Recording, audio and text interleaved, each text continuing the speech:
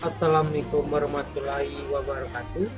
Perkenalkan, nama saya Tafsir Ramadan dengan NPM P1I020070. Saya berasal dari kelas B, Prodi Ilmu Kelautan, Universitas Bengkulu. Baiklah, di sini saya akan menjelaskan ketiga ekosistem. Yang pertama ada ekosistem mangrove, yang kedua ada ekosistem lamun, yang ketiga ada ekosistem terumbu karang. Baiklah, yang pertama saya akan menjelaskan tentang ekosistem mangrove. Mangrove, istilah mangrove tidak diketahui secara pasti asal usulnya. Ada yang mengatakan bahwa istilah tersebut kemungkinan merupakan kombinasi dari bahasa Portugis dan Inggris. Bahasa Portugis menyebut salah satu jenis pohon mangrove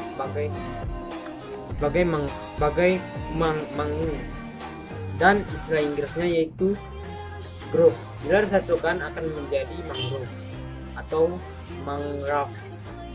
Ada kemungkinan pula berasal dari bahasa Malaysia yang menyebut jenis tanaman ini dengan mangi-mangi atau mangin. Mangrove adalah tanaman pohonan atau komunitas tanaman yang hidup di antara laut dan daratan.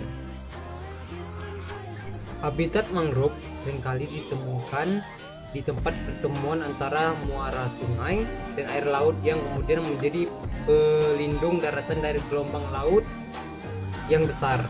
Sungai mengalirkan air tawar untuk mangrove, dan pada saat pasang, pohon mangrove dikelilingi oleh air garam atau air payau. Hutan bakau atau mangal adalah sebutan hutan yang digunakan untuk menggambarkan suatu kualitas komunitas pantai tropis yang didominasi oleh beberapa spesies pohon-pohon yang khas atau semak-semak yang mempunyai kemampuan untuk tumbuh dalam perairan asin. Mangrove disebut juga sebagai hutan pantai, hutan payau atau hutan bakau.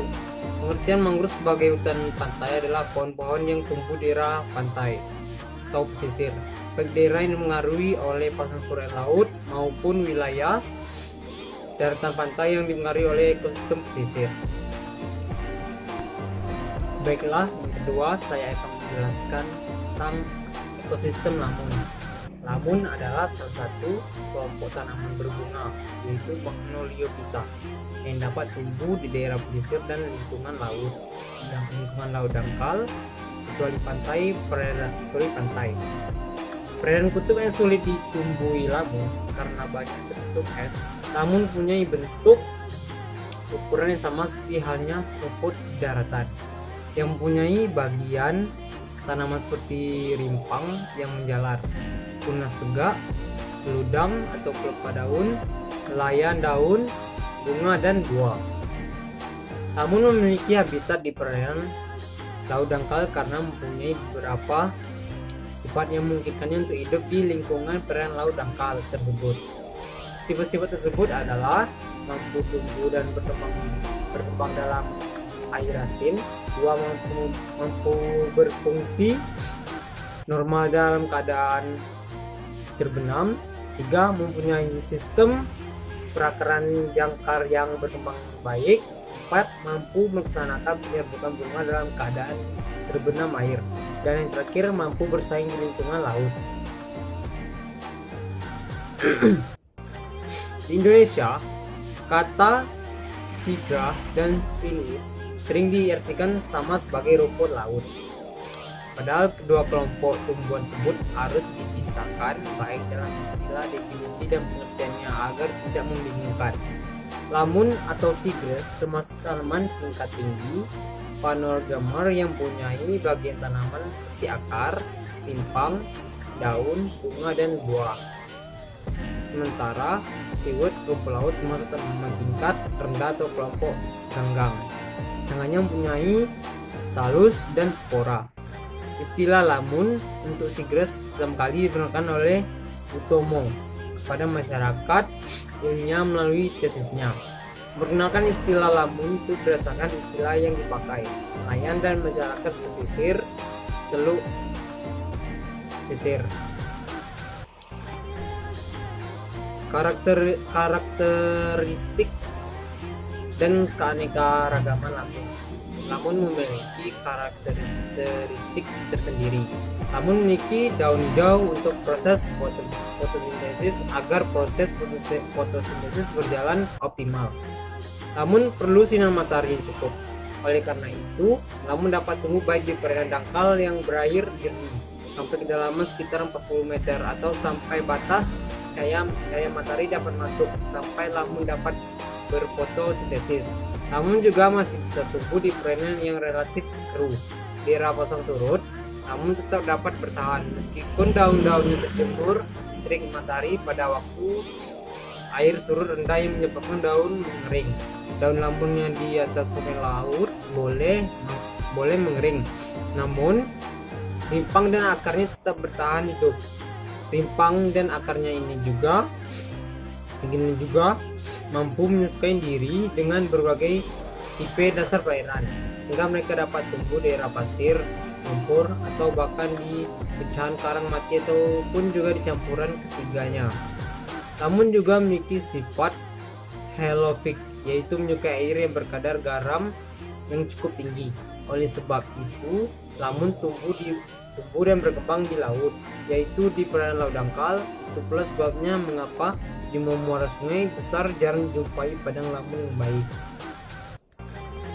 Baiklah, yang terakhir saya akan menjelaskan tentang ekosistem terumbu karang. Terumbu karang adalah ekosistem di laut yang dibentuk oleh biota laut penghasil kapur, khususnya jenis-jenis karang, batu, dan alga berkapur. Bersama dengan biota lain hidup di dasar lautan, terumbu karang merupakan ekosistem dinamis dengan kekayaan biodiversitasnya serta produktivitas tinggi. Oleh karena itu, terumbu karang mempunyai persen yang signifikan secara ekologis. Terumbu karang merupakan peran yang signifikan secara ekologis. Terumbu karang merupakan tempat organisme, hewan maupun tumbuhan mencari makan dan berlindung. Secara fisik, pelindung pantai dan kehidupan ekosistem perairan dangkal dan abrasi laut. Terdapat dua jenis karang, yaitu karang keras, hard coral, dan karang lunak, soft coral.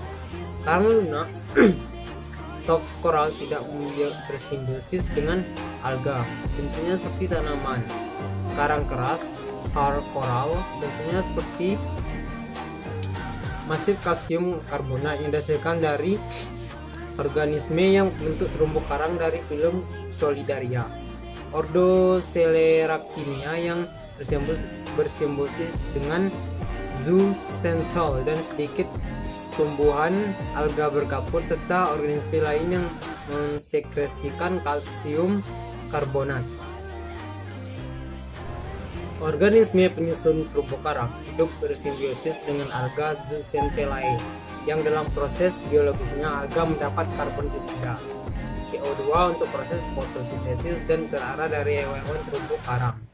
Secara biologis, sistem reproduksi pada karang terjadi secara seksual dan aseksual. Reproduksi seksual terjadi dengan pelepasan sel telur dan sel sperma yang menghasilkan buah yang bersifat hermafrodit. Reproduksi aseksual menghasilkan larva planula yang berenang bebas. Bila menetap pada suatu substrat atau tempat dasar perairan, maka akan berkembang menjadi sebuah koloni baru. Baiklah, itu saja yang bisa saya sampaikan. Apabila masih ada kekurangan kata, saya meminta maaf yang sebesar-besarnya. Assalamualaikum warahmatullahi wabarakatuh.